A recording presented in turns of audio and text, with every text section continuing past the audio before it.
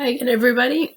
So in the last video, we talked about the reaction between a metal and a nonmetal, being that metals like giving up their electrons and nonmetals like taking the electrons, forming ionic bonding, thus ionic compounds.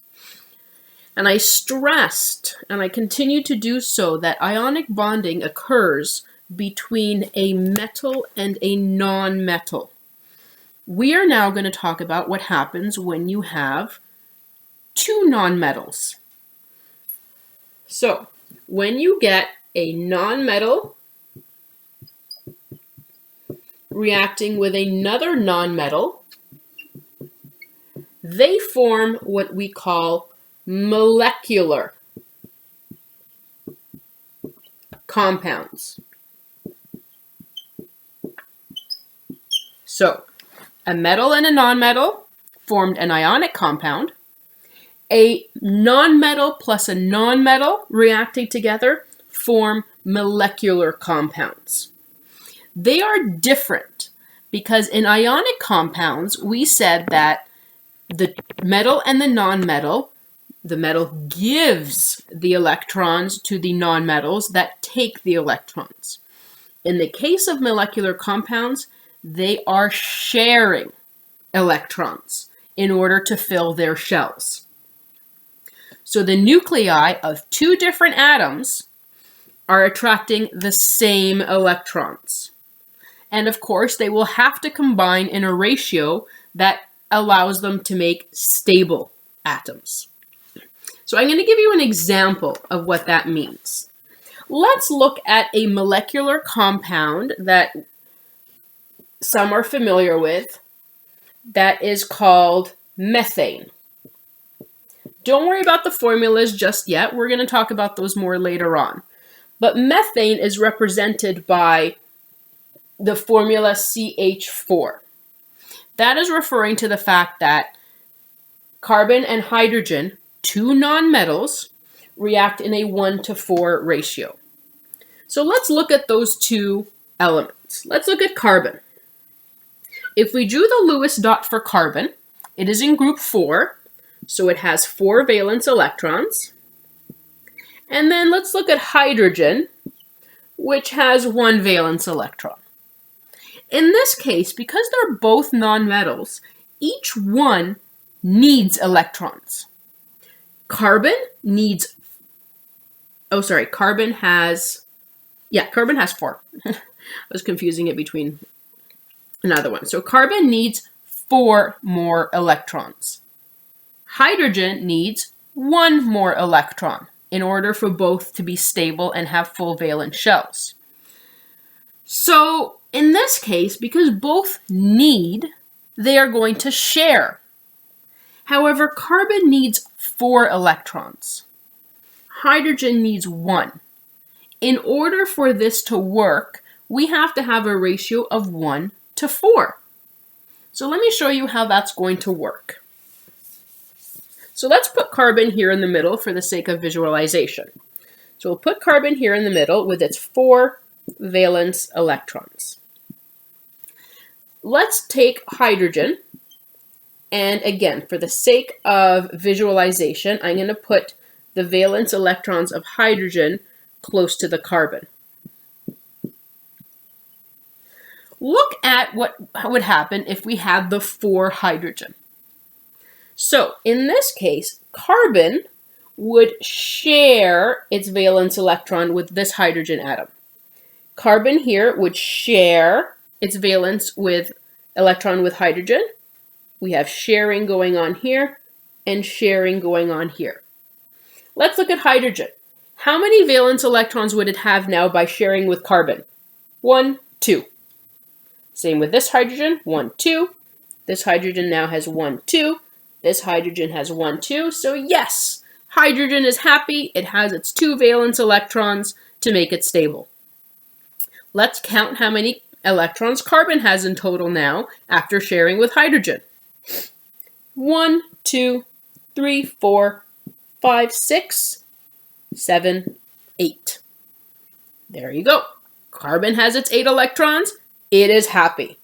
This is a molecular compound because there is a sharing of electrons between two non-metals. Let's go through another example. Let's talk about chlorine. Specifically chlorine gas. So can chlorine react with itself? Let's take a look. So chlorine is in group 7. So it has 1, 2, 3, 4, 5, 6, 7. What if we had another chlorine? 1, 2, 3, 4, 5, 6, 7. Okay, so let's look at this diagram. How many electrons does each chlorine atom need in order to be stable? Well, chlorine would need 8 valence electrons to be stable, so it needs 1 more. This chlorine atom needs 1 more electron in order to be stable. What if they shared? What if these valence electrons right here, what if we shared them? What if the 2 chlorine atoms shared the electron? Let's count. How many valence electrons does this chlorine atom have now? 1, 2, 3, 4, 5, 6, 7, 8. Same with this chlorine. 1, 2, 3, 4, 5, 6, 7, 8. Each chlorine atom now has 8 valence electrons, and they are happy. This is what we actually refer to as chlorine gas, which is symbolized as Cl2, referring that we have 2 chlorine atoms that have a covalent bond. So this bond right here that occurs in molecular compounds is called a covalent bond. When we talked about ionic compounds, we called it an ionic bond. With molecular compounds, this sharing of electrons is called a covalent bond. Sometimes there can be double sharing. And let me show you what that means. Carbon dioxide. We are all familiar with that gas. We breathe it out. Sometimes trees take it in. It is everywhere in the atmosphere around us. So let's look at carbon dioxide. CO2. Let's draw carbon. It has 1, 2, 3, 4 valence electrons because it's in group 4.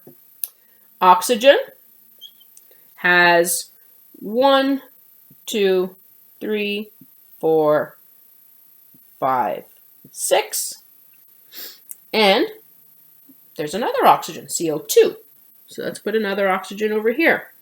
1, 2, 3, 4, and 5, 6, just for the sake of making things easier.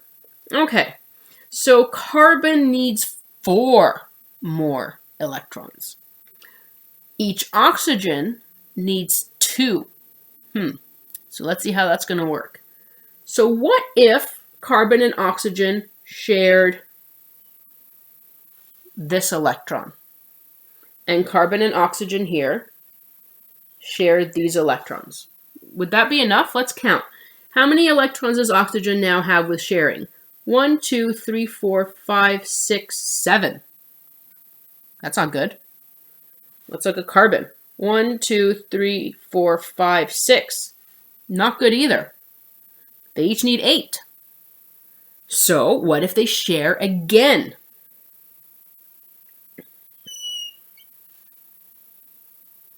I should have put the 1 up here. Just make things visually pleasing. What if they shared again? Let's look. 1, 2, 3, 4, 5, 6, 7, 8. Wonderful. This oxygen's happy. 1, 2, 3, 4, 5, 6, 7, 8. Carbon's happy. And let's look at this oxygen. 1, 2, 3, 4, 5, 6, 7, 8. Oxygen, the 2 atoms, and carbon are happy. They've received their stable state of 8 valence electrons. And we have a case of double sharing. And usually, to make this not so confusing with all these little dots and bubbles, we represent the sharing with a solid line. So we show 2 sharing. So these 2 sharing are represented by 2 lines. And those 2 sharing are represented, and we still have our pairs around oxygen here. And that shows a covalent bonding occurring in the carbon dioxide molecular compound. Notice there are no more dots around carbon because each end here is really an electron. So we have 1, 2, 3, 4, which those are for carbon. So oxygen has these electrons here because they're not being shared. That's why we still show them as dots. In this case, we don't need to have any dots around carbon because they're part of the bonds right there.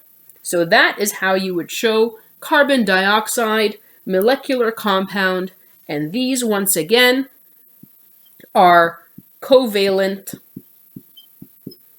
bonds. Okay? So it is very, very, very important to remember that molecular compounds happen between metals and, between 2 nonmetals. Ionic compounds occur between a metal and a nonmetal. All occur in a ratio that would make each atom stable by having a full valence shell.